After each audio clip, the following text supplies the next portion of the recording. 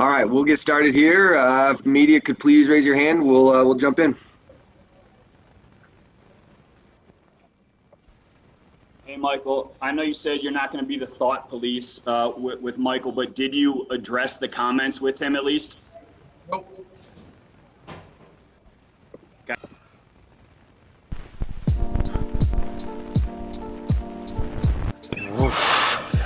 I thought you were going to go with, hey, coach, how you doing? Great. So, believe it or not, the NBA actually cut that portion of the interview. They did not include Censorship. That's actually bullshit. Well, that's great. So today, if you guys don't know, Michael Malone he sits down in the chair and somebody says, "Coach, hey coach, how you doing?" He goes, "Fucking great." And that pretty much set the tone for the rest of that interview. Definitely set the tone. Very much set the tone. Welcome in everybody to the DNBA show. I'm your host, Adam Mares. I'm joined by my all-star cast of DNVRites. Seated above me, back on the Peloton, letting you know he's stunting on us. It's Harrison Wynn. I'm back on the Peloton. Took a couple days off after the vacay, but I'm back. I'm back and better than ever. 45-minute session today. What? Good. Okay, that's a Feeling little good. too much detail. I saw. I couldn't help but notice on your screen that you could be the Peloton Prince's Peloton pal, his friend. You can. Yeah, are there followers? Is this like a social media thing? Yeah, I have one follower. Oh no, I have two followers. Devin, my girlfriend, and then another random follower that I picked up after I posted that video. So That's awesome. They're coming in. Everybody. They're coming in. Something I will know we've succeeded at DNVR if Harrison is one day leading a Peloton group, and that's like the DNVR Peloton hour. Every It's like every 1 o'clock. Happen now. every Peloton body out there must follow the Peloton Prince. Otherwise, what are you doing? Why do you have a Peloton? What are you doing exactly? Up here rapping. It's D-Line Co. What's up? I can't believe I have to buy a Peloton just to follow Harrison. Don't. It's expensive. Don't buy it. It would be so awesome if Harrison was leading us all in Peloton. Every day we had a little company break of Peloton. I'm in. The man bringing joy, pixelated joy to all of our lives. It's Brendan Oh Vogt. boy. Yeah, no 45-minute Peloton session for me today. I did walk to Wendy's though. Oh, wow. So I would. And I'll happily follow you to Wendy's. cool, man. We'll go after the show. We'll go I'll again. follow Harrison on his Peloton, and I'll follow you to Wendy's. Today's episode of the show, guys, the fun part is going to be on talking about what keyword we would use for each player heading into this bubble. It's basically a way of saying this is what they need to do. This is the key. We're going to have a keyword, and that'll be a nice way to kind of preview and talk about what we want to see from them. But first, there's two items of news, and I'm going to be honest with you, they're both a little bit heavy. But it would be weird if we didn't address them, quite frankly. And it was yesterday, live breaking at the very end of the DNBA show. I was watching, I was observing the show. Michael Porter Jr. let it be known he had some thoughts about the nature of the coronavirus and maybe what was it? The response. word he said? The bigger agenda, right? I think that was his phrase, a bigger agenda as clutch points. So They never miss, do they? They never. I wish we. Dang it! This is what we need I on should have show had prep. that. I'll pull it up. Yeah. Send it to Kale. Yeah, pull it up. Send it to Kale because the clutch points. If you guys don't know, clutch points always makes the most ridiculous graphics. No matter what, they did not disappoint in this one. But Michael Porter Jr. basically shared some conspiracy theories, talked about how he's never been vaccinated, and talked about how he thinks that this is a population control thing. What was that? I did not see what that said here. It's okay. We don't have to go. I don't get it. Did I say Your something? shirt, Adam. You're wearing a shirt that says no lockdown. shirt. Look at yeah. that. I forgot. And I'm wearing gray. I never wear Just gray so on you the know. show, but I just got back. You from wear it on review. your hair every I know. day. Actually, you want to know something? I was watching that as I was sitting here. I was looking at this, and I go, "Man, my hair looks extra gray in this gray shirt." It really brings out the gray. It really brings out the. Now you guys have me self-conscious. Thanks for that. No, but I look. We just spent the last 3-4 months talking about players using their platforms and how they have important voices and how we need to listen to them and hear them. The flip side of that is every now and then a player's going to come out and say something that is a lot more controversial, maybe not so mainstream, and in my opinion, problematic, something that could be dangerous.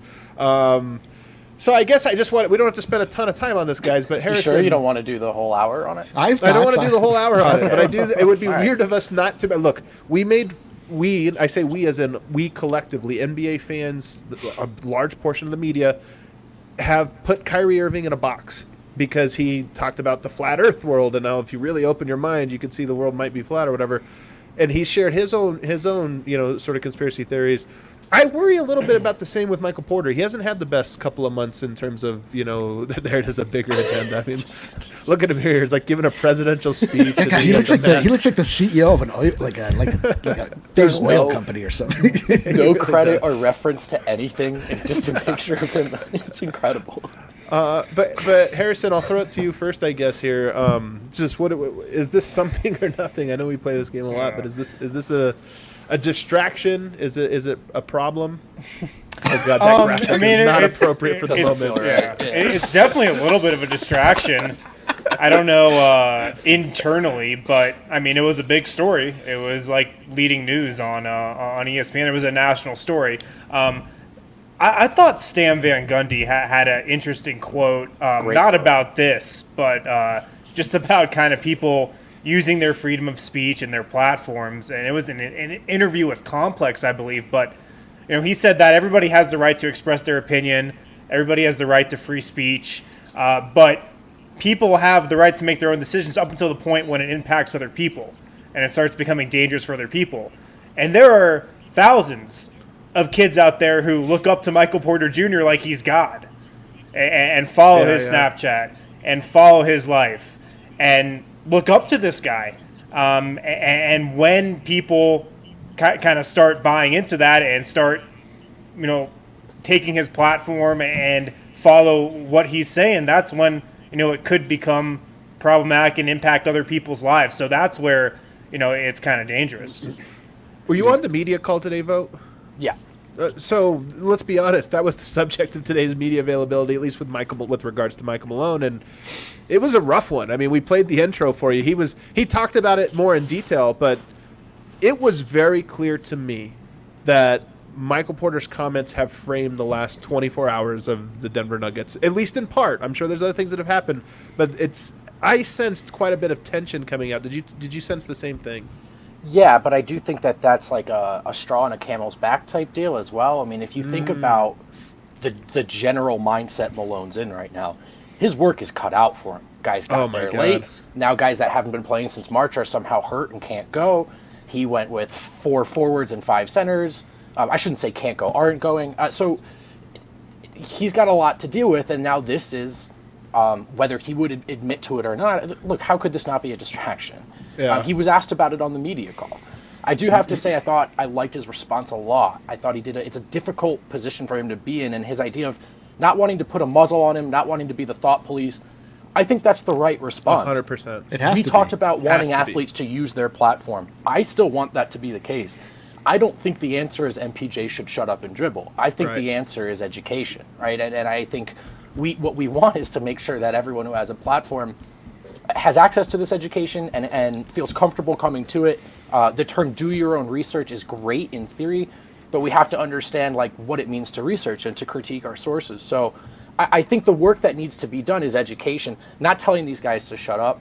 But if I could also, I just think we're in a tough space because we've sort of conditioned ourselves as athletes as fans or media, to look at these guys or athletes as heroes or role models. And some of them are, some of them can be, but not all of them. Just like the regular They're San just Luis almost like population. Some people Almost are like they're normal. Some people are just people. Yeah, they should not be like role models. I agree. Or not all of them should Not be. all of But the fact is, they are if they like it or Yes. not. Right. That's the Yeah. fact of the issue here. But Yeah. but I just think it made MPJ. I don't. Thus far, does he appear to be anyone's hero or role model? Probably not a great example. He might. The extent to which we can appreciate MPJ during his time in Denver might just be as a basketball player. In this context, it's unfortunate and a little unsafe given what he said. In general, that's okay. And he's 22, and I personally am going to give him time to sort of learn and Sure. I'm not going to condemn him for one take, but it's a bad take and it's dangerous, to be clear. Yeah, dude. The thing about this MPJ thing, I was trying to think like even what would motivate him to talk about it, and you know what I mean. This is honestly where my mind first went. It's the most concerning part. Yeah. But so Michael Porter Jr. had the coronavirus, right? Well, so we don't know, but he did not arrive in the bubble for 2 weeks and then had to take a cardiac test. I believe that I believe that was the reason he arrived late to the bubble, was that he had probably asymptomatic coronavirus, and so he went through it and he's like, wow, this is really not that big of a deal. That he feels like, and it's really a popular take amongst young people, I feel like right now, is just a general distrust of the government, general distrust of any authority at this point. Any institutions, Any institution. So he's like putting two and two together, like, wow, this is really not that dangerous from my own experiences, and government can use this to their advantage if they do the right thing and make people do things, which is true. That's what happened. So, but that when you don't have the wisdom of life to then connect the dots, or to be able to go above the next level where you realize that there are not these big government conspiracies that you think that there are when you're like in college. He just hasn't gotten to the next place. He's just, he just got stuck in that sort of like. Your first point was so good though, Eric. I mean, to me, his take itself is concerning, but almost just as concerning is that someone posed that question to him and thought, you know what I'll do tonight? Let's tackle this head on.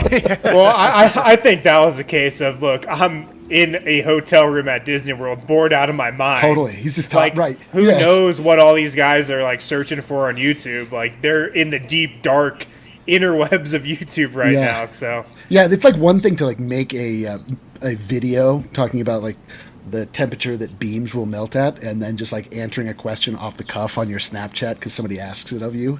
Like he wasn't trying to make a statement, but just came out that way because obviously it's like there's no bigger triggering subject in the world currently. Well, that's the thing. I think that athletes in their relationship to the media, they often hate the media. They want to control their own narrative. I don't think they understand how impossible it is to control your own narrative. I mean, LeBron James is as good as anyone at it, and half the people on earth hate him. It's really he's done a masterful job. And resulted in at least a 50% disapproval rate. Exactly, 50%. So that's one part of it.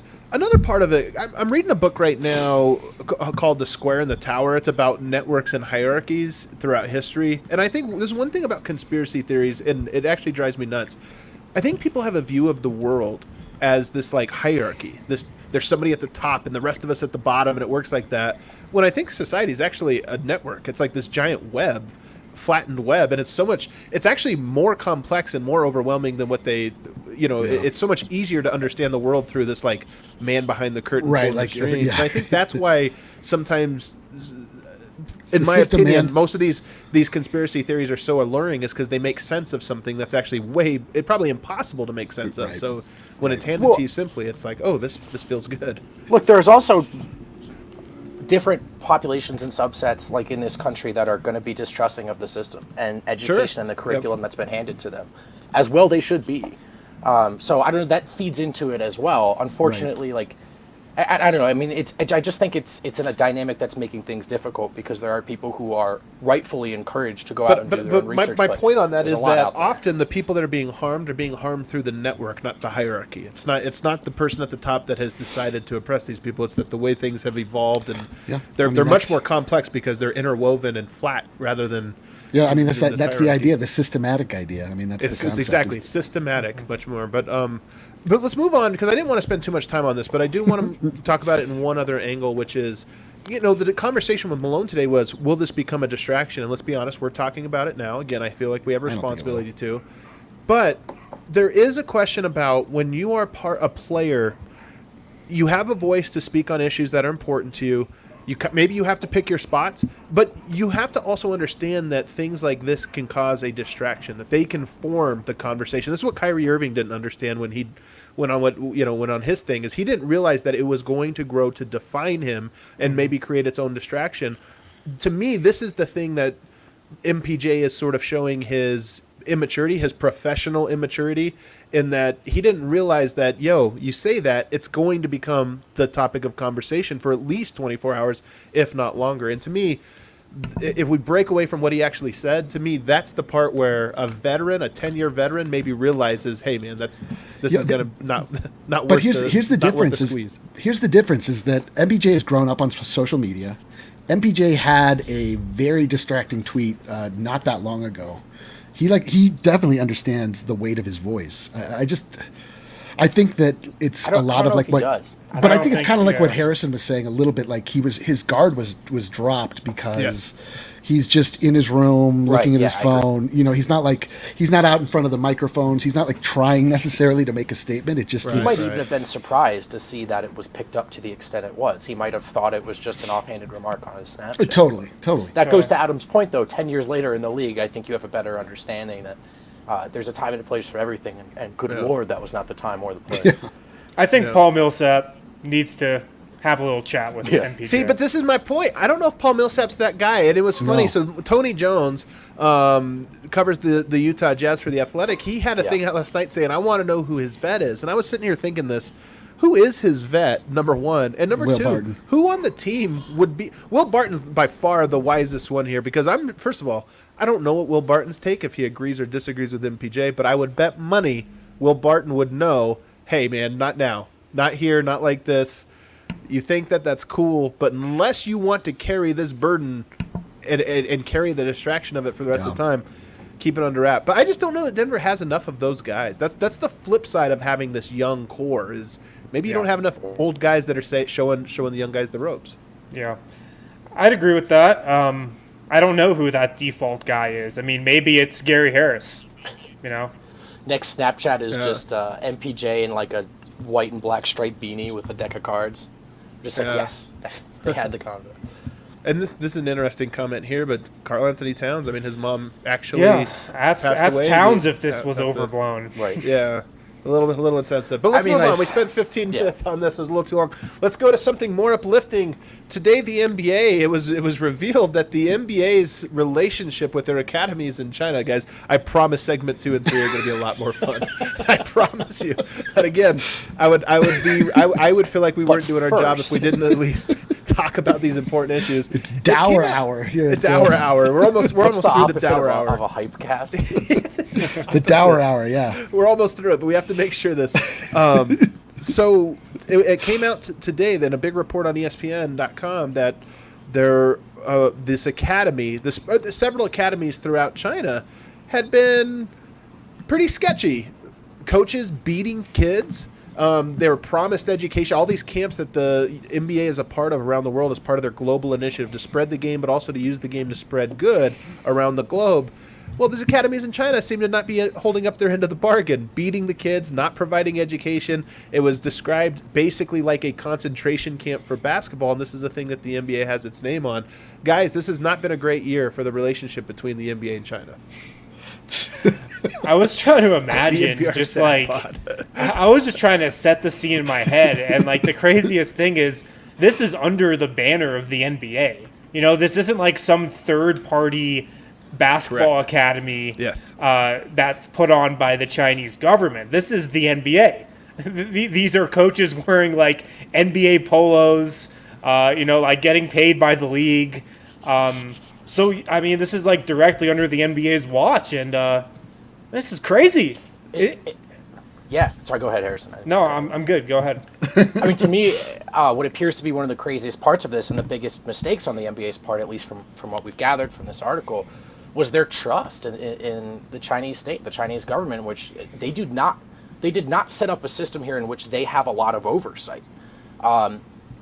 In this article, you'll see that there is a discrepancy between the reports that the top seem to get and how many were filed. But even still, you would see some NBA officials pointing to the fact that, look, we could tell them to not do that, but we don't have any authority there. And so there was a weird trust placed in a government that frankly hasn't earned any. Right. And then also this culture divide of like corporal punishment. I mean, in China, there are many people that believe beating children is like proven to get results. So just a weird dynamic. And I think the NBA, Harrison nailed it. The NBA failed to realize that that they were giving China control over something that had their banner hanging overhead. And there's more networks. This is part of what I'm talking about with networks here, because there's a bunch of these like coaches who are going to China to try to like build their reputations that are afraid to say anything because this was their entry point into the NBA, and that was in the story as well. Why weren't people stepping forward?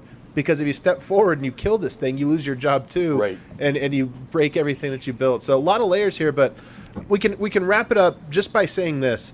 This was a story that was in background around the NBA all season long. The NBA and China has this very uncomfortable relationship because $8 billion a year is coming into the NBA from China, and they have this great relationship. Things aren't so great right now. Things aren't looking so great, as is the case across all of the globe right now.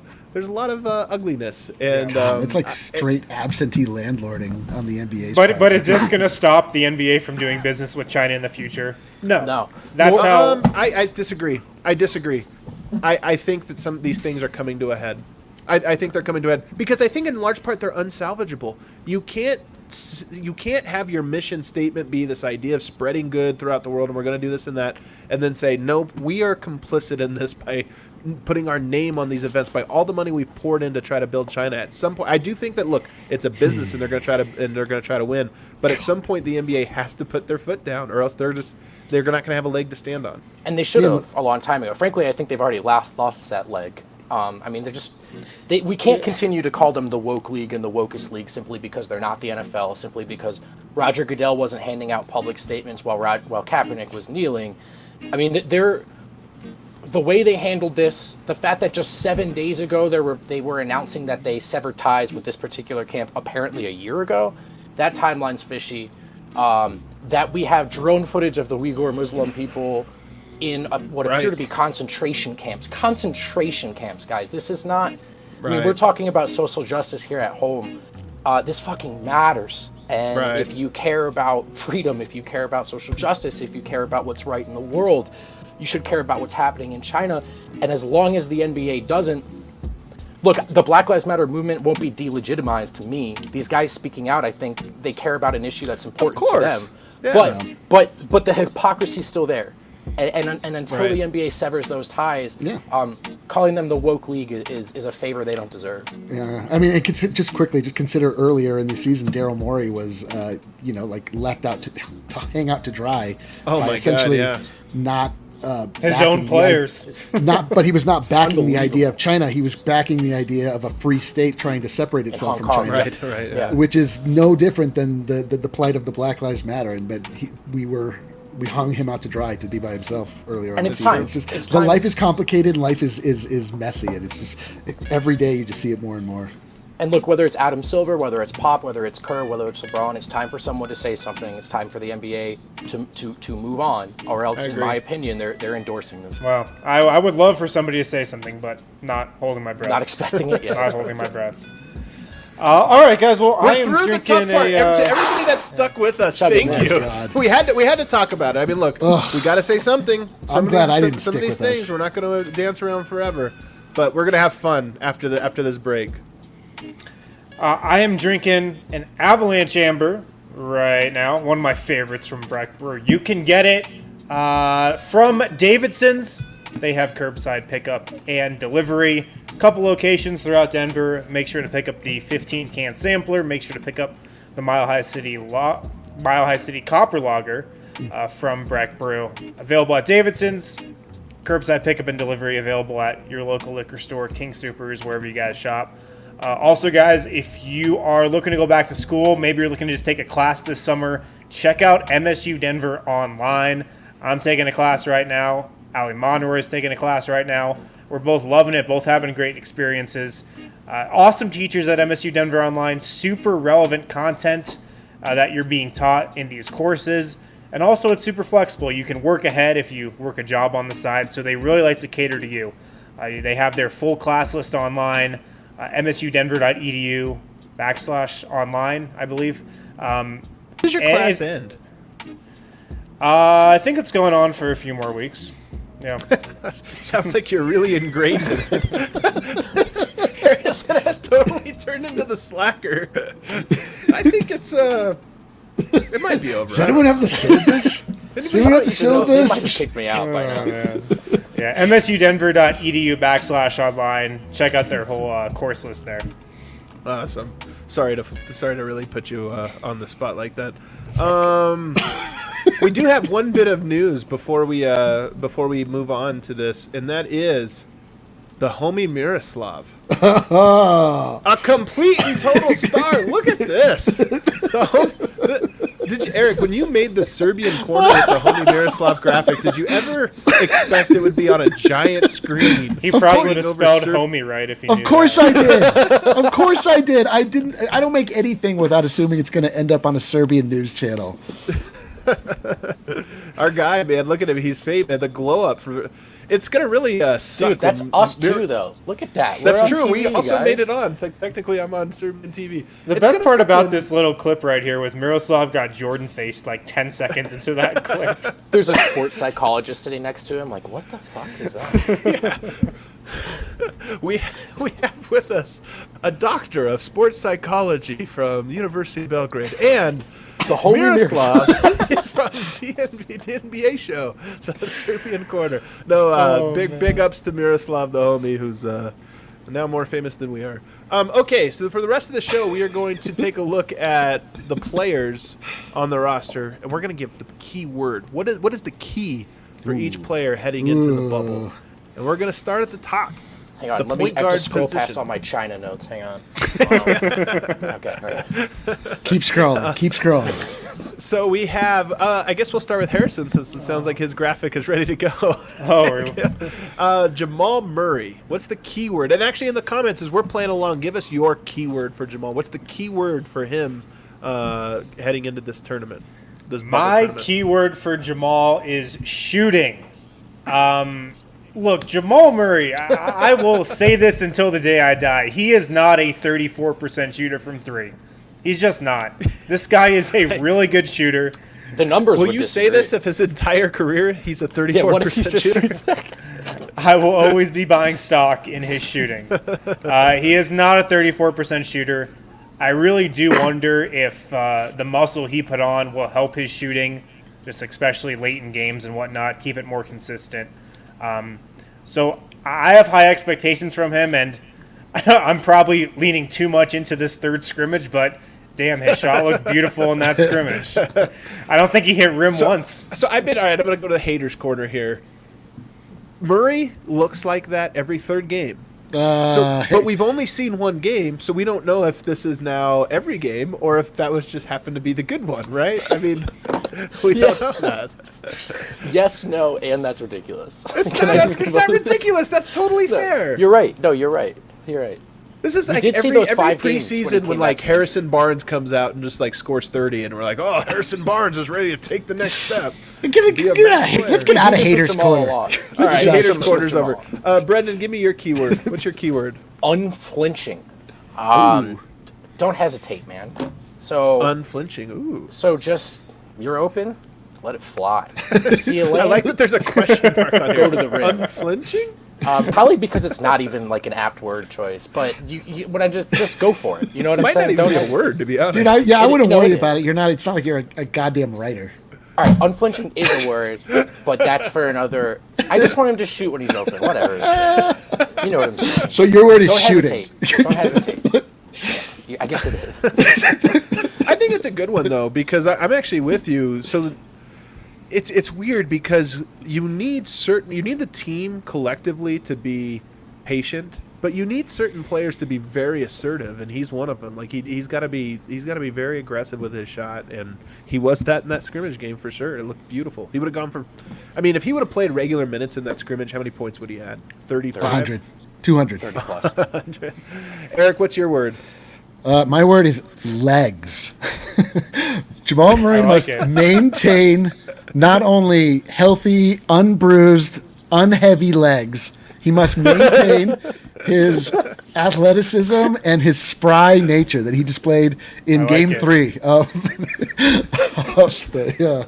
You guys have the- not disappointed with your words. This is great. This is great. We're very, very proud of you guys. All right, legs. Can I use calves? Can I use calves? I think I went with a combination of of you guys a little bit here. I went with speed because that was the number one thing that stood out to me in that scrimmage. I thought he looked quick. I thought he looked really fast. So for me, if he has just a little bit of burst, a little bit more burst than usual. He did look fast, man. To me, it opens everything up for Denver. I mean, Denver, that's one thing they're lacking. They don't have a just like get around the defense, break them down, and get into the paint. And if Murray, we know he's got all the other tools. If he's got that one, unflinching legs. Yeah, that's I was going to make that joke, John. When he said it was a combination of our two, I was going to ask him if it was unflinching legs. I can't believe you ruined my joke. So what you're saying, Adam, is Murray just needs a little more Ish Smith in his game? He needs a little more Ish Smith. I mean, let's be honest, man. I mean, the Nuggets could use a little Ish Smith. All right, Gary Harris is next. We'll go in reverse order. Eric, go ahead. Confidence. I had confidence too. Gary Harris needs to regain his confidence. I could have typed floater.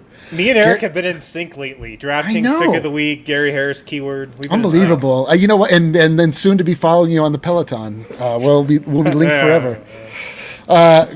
He just needs to get his confidence back, man. A little swag. I'm going to change mine to swag. My word is swag. Kale's in the back just like, are you kidding me? You could always just take him out of the broadcast. Don't forget that you have that power. All right, so swag. I like that one. I think that's a legitimate one. What do you have, Vote? Decisiveness. Would you say? I think that's a synonym of confidence. Definitely unflinching. Just another word. Okay. Yeah, I cheated. I was trying to say the two same thing with the two guys, and I said different words. I think one of Gary's biggest issues is he's just like has no clue what he would like to do, and he kind of dances. And in like years prior, Jesus, Vote. neither of these words are like these are both good words and real words. Anyway, I just think Gary, like if you're open, shoot. If you put it on the floor, don't dance. Either pass it or turn the corner and drive and dunk. Don't hesitate. Change your mind 3 times and take a floater. There's just is my internet really bad? It's not great. Yeah, it's been better. But yours is bad too, Harrison. I don't know. Are all of our internet's Mine's bad? Really? Yeah, it's not great. Pixelated. Should I just leave? You know, like there's just a lot of dancing and like he's a lot of dribbling without any sort of. That's a great point. Actually, you're right. I think that's actually a really good point because now that you say it that way, because I do think there is something to Gary's game where like I don't know if he spent the last 2 years working on these like dribble moves that are like 8 dribbles or something, but he used to just go, and that's really like what made it work. Just attack the basket. Mine was health. I mean, let's be honest. Gary Harris has not been healthy for like 2.5 years. Yeah, it's a good one. Hopefully he's healthy. If he's healthy, I think he's a player. If not, I don't think he is. It's simple as that. So, should I go? My next one? Go for it. Please. Moving on to Will Barton. I actually had health for Will Barton, and for the same reason. When Will Barton's healthy, he's really good. When he's not healthy, he struggles to make an impact, like in last year's playoffs and maybe in this recent scrimmage too. So, I mean, if he's healthy, I feel like he can make a big difference for the Nuggets because they did not have him in the playoffs last year. If he's hampered by knee soreness or whatever's bothering him, I worry about him. Spoiler alert. I don't think he's healthy. I mean, he hasn't appeared in any of the games. He's not in any of the videos that he played in the Nuggets game. He post just in the didn't practice. really play well. Yeah. What did you move corners so you could make a different part of this screen haters corner? Did you get too much hater in the last corner, so you moved to the other corner? You know, shut up, Eric. We should do that more. No, but I'm being serious, guys. I mean, look, Gary Harris is never healthy, and here we are in the bubble. Somehow he was there for like one practice, and then a hip thing popped up. It's like, come on, man. So I don't know. I mean, I hope he's healthy. I don't mean to. I don't like ragging on players for health because it's like something you can't control. But unfortunately, I think it's well earned there. Will Barton. I'll go first again. It's health. Good. Mine was health for Will He Barton. just went first already with That's Barton. where I was going. Good to know you're not okay. touching that. Oh, sorry. I thought it was Gary too. Will Barton just needs to be healthy as well. Like, it sucks because Will Barton was there for the December January stretch where everybody got hurt. Remember, it was Barton and Jokic carrying the team and MPJ, and Barton was incredible. And you're like, oh, that's right. Sometimes Barton's the second best player on the team. Sometimes, not all the time, but sometimes. And then he came back, and he just looked. When he came back, he almost looked like last year's playoff Barton. And it's like, oh no, not hurt again. And then of course he's missed a lot of time over the last 2 weeks. The shooting dropped though, but in those 6 games in March, he was actually up to 17 points per game, and like right at the tail end of the month before that, I think he looked a little tired, and I do think health matters, but. Barton had a kick-ass regular season, dude. I mean, for those who don't realize, look at those numbers and understand that typically for a player to be at those numbers, if they've cleared those marks, it's usually because they've cleared them by a lot and they're an all-star and a household name. It's very rare for your role player or your third best player to give you like 14-7-4 or 14-6-4. Like that just doesn't happen. I got a little intermission here because I saw that. Connor's at Taco Bell and he's wanting to know what he should get. Quesarito. The Nacho Supreme, which is going off the menu in 1 week. So you might as well get it before it's gone. Get a cheesy gordita crunch. Best thing on the menu. Get a taco. One taco. Chicken quesadilla, old and reliable. I like a soft taco. I don't care. Vote. How do you not have a take here? What's your Taco Bell go-to? I do, quesarito, if it's still there. That's the Jokic meal, and that's a great meal. And it's the go-to meal. That's right. We only eat the quesarito on this show. Yeah, It's the only thing we order. Answer. So you want to know my Barton word, or are we moving on? I'm afraid to give you Not mine really, because I'm going to but get go for it. bullied. Yeah. Oh, okay. I said for Barton. Quesarito. For Barton, I said control. He needs to play under control. Okay. He needs to play within the system. He needs to, it's not that he doesn't, but that he just needs to maintain that. Like, he needs to just, give or play what is presented to him and not look to try and make more. He's always at his best when he's playing like that. So here's my take on that. I think Barton plays the same. Sometimes you say it's control, sometimes you don't. I think he plays the same. It's just that sometimes he's not good and sometimes he's good. The shots go and in that has to do largely with health. All right, I'm going to change my word to it's not good. even about shots going in. I'm saying no, it's last year when Barton got hurt, he came back and tried to do the exact same things. He just couldn't. It wasn't like he's like, okay, I got to be more conservative. And so I think he always plays in the same level of control. He just needs to be healthy. Well, it's just more. Yeah, I mean, I think that he's grown a lot as a player. I think he's maligned because of early, a few years ago when he was called upon to play point guard and he took 2 of those game-winning attempts in a row. Also hit a game winner in Chicago. And no, also I know, but like a lot. Totally, but that's when this narrative started with him. But there is something to it. Like he can start to get like where he's rolling a little bit and he'll pull up and he'll take an ill-advised shot and it's not all the time. He had a really bad one in the scrimmage this last year. If you recall, the Nuggets were like struggling. That second unit was struggling, and Barton checks in and he pulled up from 3 in transition. That was like, dude, what the hell? That's what I'm talking about. Like not do that. It's interesting you picked that word, Eric, because I went with willingness, which I'm going to get crushed for. Based on that's my great. You're going to get no. You're going to do you have any 2-syllable words? 1 syllable? willing. I don't know, dude. Do I add the ness? Whatever. I'm just a blogger. I like that you use the same. This is a synonym for all the words you're using. Only you put will in this one, which is a great touch. Thank you. Willingness. Thrillingness. No, I think I actually like that Barton does that. There's too often this team is just Murray and Jokic, and if you're trying to win a title, that needs to be your strongest dose. But they become very predictable, and often this team passes the ball around, and if Jokic doesn't want to do anything, and if Murray isn't out there, then no one does. No. And so often I think Barton's recklessness is actually him just being willing at times when other people aren't. So you got to take some shots. You got to stretch the D. You got to try to get to the line. And Adam, we've talked about this a bunch. I think he gets some of those Kobe assists where he just says, screw it, I'll take it to the rim and get a shot up knowing Yoke and Mason's in position. So it draws can be the shot protector to try to block him. Yoke grabs it, puts it in. And we all want to rein him in when it seems like he's going too far. But if he wasn't so willing, who's the 3rd or 4th guy in the playoffs that, you know what I mean? If MPJ's not playing, who else is taking shots? Well, it's Jokic in the playoffs. Like, you said the 3rd guy. It's Murray and Jokic. No, I know it's Jokic. It's Jokic, and then it's Murray. And you need another angle. You need another dynamic. Yeah, I agree. Let's go to Millsap next. This was the hardest one. We'll double up again for you, Vote. This was a really hard one. What was it? Millsap. Why is that? Why was it hard for me? No, it he's was just hard for me. I'm saying Millsap. It was hard for me to know what the key is because Millsap is like. I mean, he's just Yeah. like the most plain. I mean, I went with health, actually. I just think he's like when he's on the floor, the team's floor is higher. I don't think he's going to be deciding a lot of games in the playoffs, but I think the Nuggets are better when he's out there. So don't break your wrist or break your toe in a freak accident. shouldn't your word been like healthingness, I hate this. healthfulness? I pick good words. You picked legs. Give me a break. Harrison, what's your word for Millsap?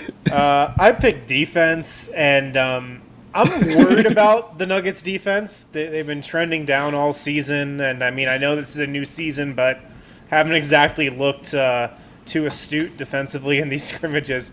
I feel like Millsap's going to have a lot of responsibility just defensively holding kind of this team together on that end. Especially based off what we saw in those scrimmages, Harrison. Yeah. His work's cut out for him. Yeah. You want to know my word? My word for Millsap is magic. He needs to pull some magic out of his hat and like play youthful again. He looks pretty old out there. Dad's looking a little old, so we need a little magic. Shout out super producer Kale. Yeah. You know what? That's a good one because I think that's a part of it. I'm going to put versatility, and because I wanted to put defense, but they might need a little bit of isolation scoring from him. Millsap, he's like a change of pace guy for the Nuggets in that every now and then he can ISO score for him. Yeah. He needs to be able to shoot the three. He needs to play some defense. Millsap really needs to be a fill in the gaps guy for both units all playoffs, and that's a tall task I think for him. But he can do it. That's about right.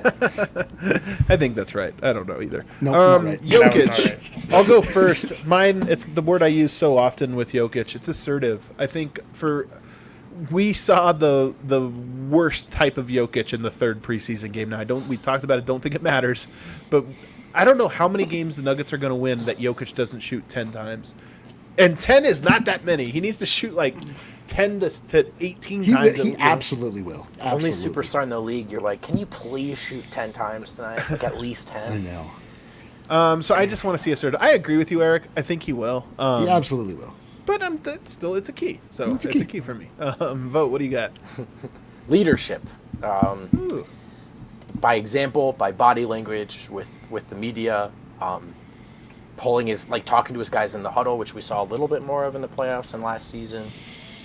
Is he on that Dirk leadership timeline? Is he just 2 to 3 years behind because he came over to a new culture? He didn't know he'd be this guy.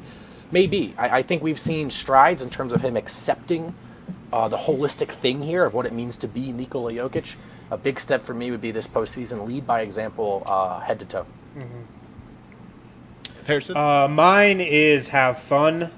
It's 2 words. 2 words. Go fishing. Go to the driving range. I don't know. Get a horse down there for him or something. Stay sane, yeah. Yeah, just keep it light. Because if Jokic kind of gets down the dumps, kind of like Vogt said, that's going to carry over to the rest of the team, and that can't happen. So keep it light. Keep his spirit high. Have fun. You could have just said fun. That's a good one though. That's a good Yeah, one. it's true. They could be like 2 or 3 words. It's it's an idea. Now we know. All right. My word for Jokic is Jokic. He just has to play like Jokic. That's really just But all I'm it the is. asshole. The word for Jokic, the key for Jokic is to be Jokic. All right, well, that is. I have a I feeling guess he you're will not be. wrong. Yeah. You're definitely going to get this one right. I don't know, one way or another. Joker got a little 4-pack. We haven't used that drop in a long time. Let's take another break. When we come out the other side, we're going to wrap up by talking about the bench. Not all of the bench. We're not going to do the bench mob. I don't have a word for Keita Bates-Diop, who, by the way, fully sold stock on. I don't have a single penny. Trey of Lyles. Keita You're out. You're out on KBD. Completely out. Sold the portfolio and set it on fire. All right, guys. What do we got here? Oh, Strava Craft Coffee. You can get 20% off with the code DNVR20 online at StravaCraftCoffee.com. Of course, it's packed with CBD. If you've got headaches, migraines, back pain, arthritis, CBD can help with all that stuff. And you can get it for 20% off. Strava Craft Coffee, that is, when you use the code DNVR20 online at StravaCraftCoffee.com. Also, we know we've got 22 teams down in Orlando. We've got the NBA restarting the season here tomorrow night, Thursday night, guys. Lakers and Clippers. I can't believe we're here. Baby. Oh, like, baby. wow. But DraftKings Sportsbook is going to put you in the center of the action, and they're giving all users a special odds boost for the first 3 days of the season. Bet $20 to win $100 on any team you're choosing. This is an incredible offer. We talked about it on last night's show. Me and D-Line both taking advantage of this offer with the same exact bet. That's right. Funny enough, we did not confer on that beforehand. No, we did not. We don't talk. Yeah. Only on this show. We're both taking the 76ers to beat the Pacers. Bet 20 to win 100 on that game. I think that's Saturday. But you can take advantage of that offer. There's also a couple other really cool promotions on DraftKings. All you got to do every day. Yeah. Every day. I've been winning so much money off the MLB. Yes, Eric has been in the group chat just like bragging about all of the money he's making. I mean, it's incredible. It's insufferable. I wish I'm that happy for him. I would like you two, the three of you, to also win money with me. That's if what I I'm start trying to betting do. with you, you'll start losing. That's how I feel. The second I just don't want to come onto this show one day and suddenly Eric's view out of his back window is not nearly as good. You know? Yeah. Oh, like things have gone poorly. Protect the empire. That's right. That's right. I got to be on defense. I'm on offense. What am I doing? Yeah. But all you got to do to take advantage of those offers is to download the top-rated DraftKings Sportsbook app and use code DNVR when you sign up.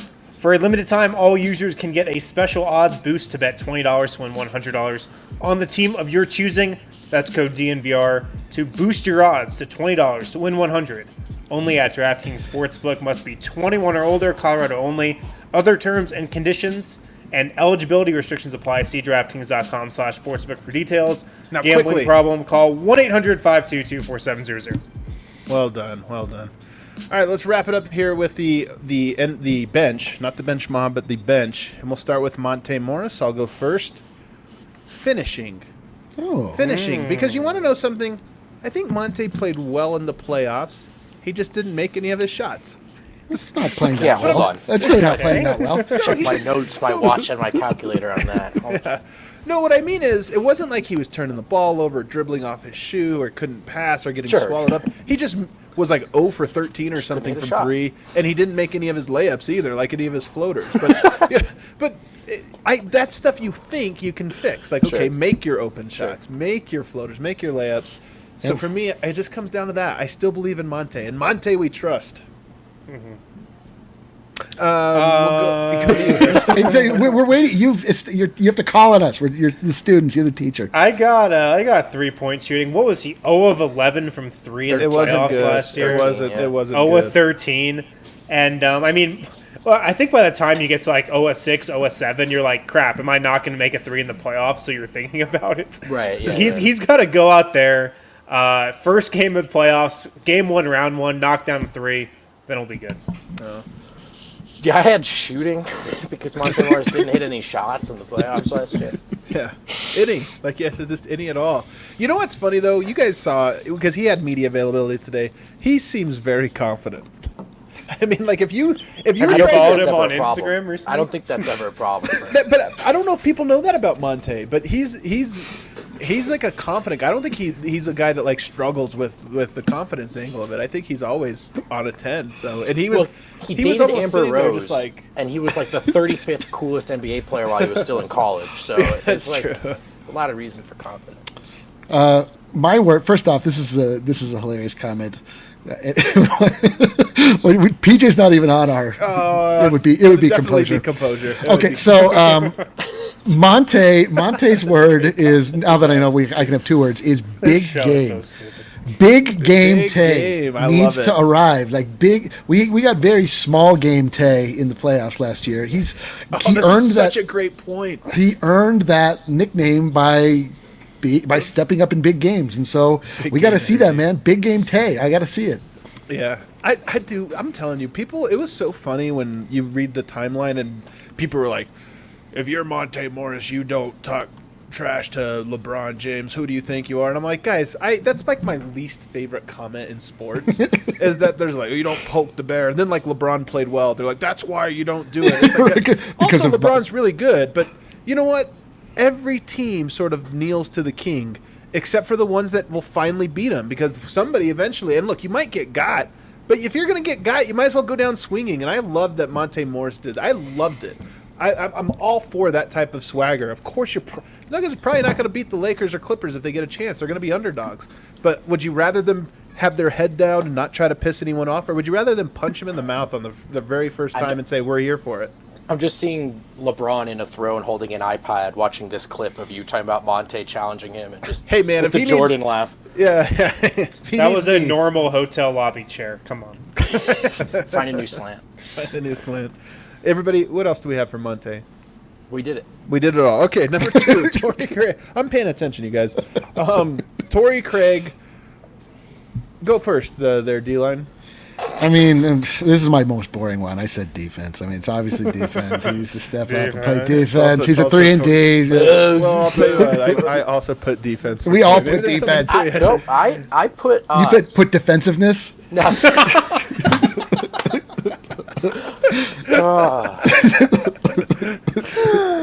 Adding the ness would make sense in this context. It would make sense. It would make sense to. Anyway, no, I put Houston. For Torrey Craig to have a great postseason, they have to play the Houston Rockets. Oh. I like that. I like that too. I like that too. I put something similar like that for another player. I have 3-point shooting. Torrey Craig shot 47% from 3 in the playoffs last season. And with whatever lineup he's going to be out there with, he's going to be open. He's the guy that every defense is going to leave open. So he's got to knock down some threes. You're right about that. I do think that we talk about defense for Torrey. He can't be good. He's not a good enough player all around to just be a good defender. He has to be a shutdown defender. When the Nuggets beat the Rockets, didn't Westbrook have like 3 points in that game or something? Like it wasn't that Westbrook struggled. It was that Westbrook was shut down. Torrey Craig, if he's going to play, that's what he has to be. He has to shut down Chris Paul or Shai Gilgeous-Alexander. He can. And he can. He has to shut down Westbrook or Harden. So the bar defensively is set really high because, let's be honest, the bar offensively is set very low. And it's got to be like Portland or Houston. I mean, because the other teams, it's like, well, you're not really sending Torrey out there to guard LeBron or Kawhi. You know what I mean? And so you want him out there as a needle mover for the Russ or the Dame. Donovan Mitchell, those types. He's got to shut him down. I was told, actually, the entire team watches this show together. No, I didn't know. The entire team convenes in a conference room at the Grand Casino, and this is actually on a projector right now. Over under 30 seconds that collectively all of the Nuggets together have seen or heard of this show. Under 30 seconds. Definitely under. I'm going to go over. I'm going to go over. I wouldn't have my credentials still. You think there's somebody on the team that has listened to at least 30 seconds of the show? There's no chance. Coaching stuff from us, I don't know. It's a different story, but player, no way. All right, Michael Porter Jr. I'll let you go first on this one, Harrison. My key for Michael Porter Jr. is airplane mode. It's a little feature on your phone. You can swipe down on your iPhone, and then it's this little icon that's a plane. Look at how straight he's playing this. I can't even find it. It's like a little plane. You can click it, and then you don't get any notifications. You're not on the 4G. You're not on the internet. Okay. So airplane mode.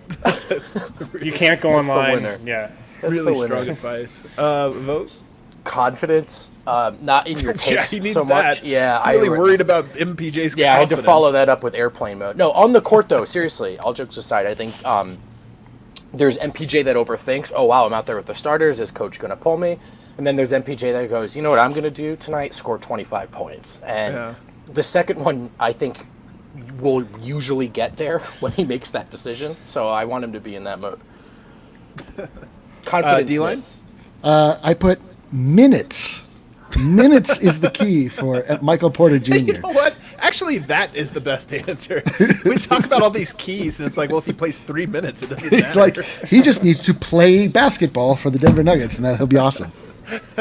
Man, we had some good ones. Mine sucks. Then I put volume scoring. Yeah, that's because I actually think this is the right answer here. In that the Nuggets if they're going to do anything in this play, I really believe this. I love the Nuggets. I'm high on Jokic. I'm high on Murray. I'm high on else. Get out of here. You're high, period, right now, baby. No. We might even win the title.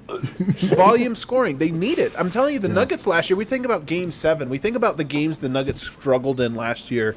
They just didn't have anybody that could score. Like, Jokic would do this Jokic thing. Murray would have his outbursts. But then, if it wasn't, like, beautiful offense, there just wasn't anything happening. They need Michael Porter Jr. to go in there and have a 30-point game, have a bunch of 20-point games. And if they do that, I feel – if I told you Michael Porter Jr. scores 20 points at least 4 times in the playoffs, you'd say, oh, okay, so they win, like, 8-9 games, you know, in the playoffs.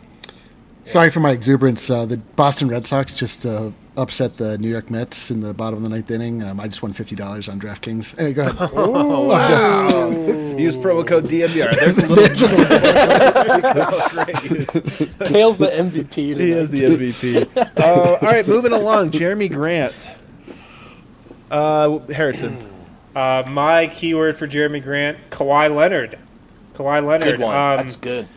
Shit. I have a feeling the Nuggets are going to match up with the Clippers in the second round if Denver wins the first round series, which I think is an if right now. But Jeremy Grant probably going to be the key to shutting down Kawhi Leonard. I think he matches up best with him. He played him really well in the regular season in that one matchup. So I feel like that could be a heavy Jeremy Grant series. It's a good take. Vote? I put rebound. Yeah, well, he doesn't put the do same that. boring word I did. Yeah, he doesn't do Rebound. that. He doesn't do that. So if he did that, I think that would help. He's not going to do that. Nope. That's my segment. There you go, D-line. What do you got?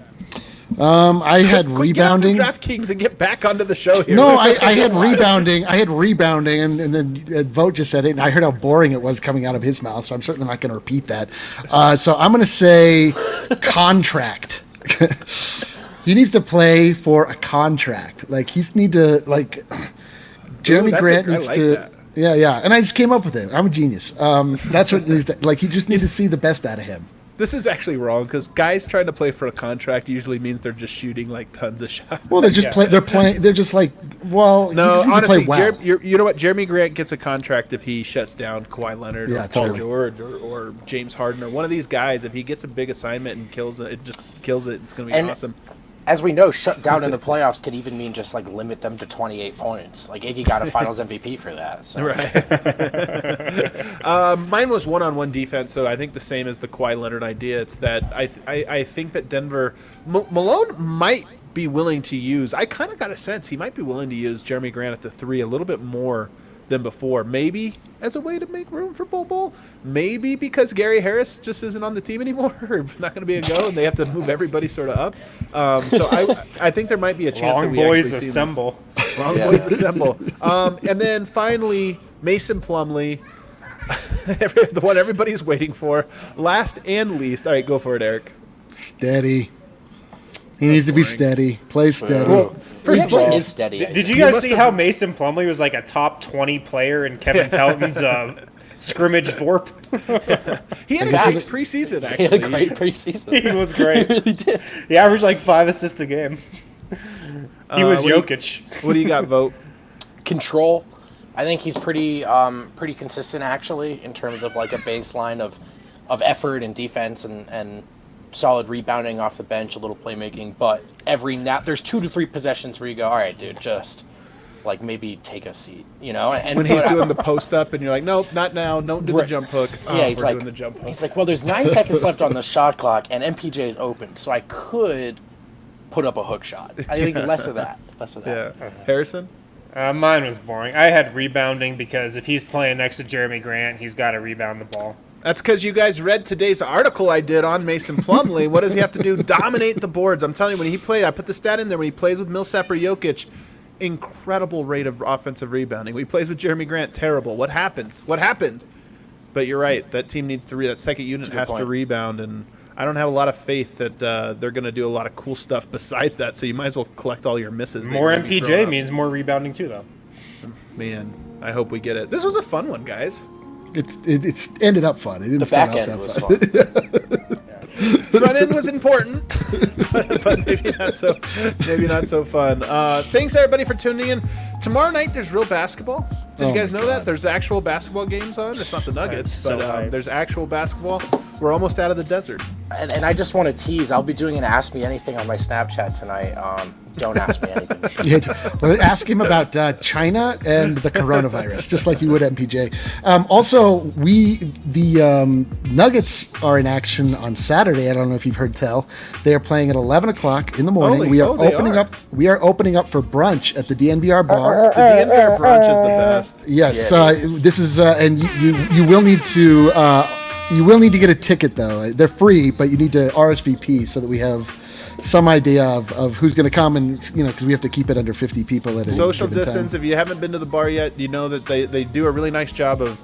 You really cannot come into contact with anybody if you don't want to, and everything's spaced out. So yeah, so go to the DNVR.com. The bummer part is we can only have 50 people in there, so it's kind of empty. Yeah, but. Yeah, and Eric, actually, I'll tweet this out too from the DNVR Nuggets account. Yeah, but if you're hearing this sometime, you can go to thednvr.com. You can go under events. We've got our whole event calendar. We've got Rockies games. You can we're throwing watch parties for Avs games. I mean, I don't know if you guys knew this, but sports is back.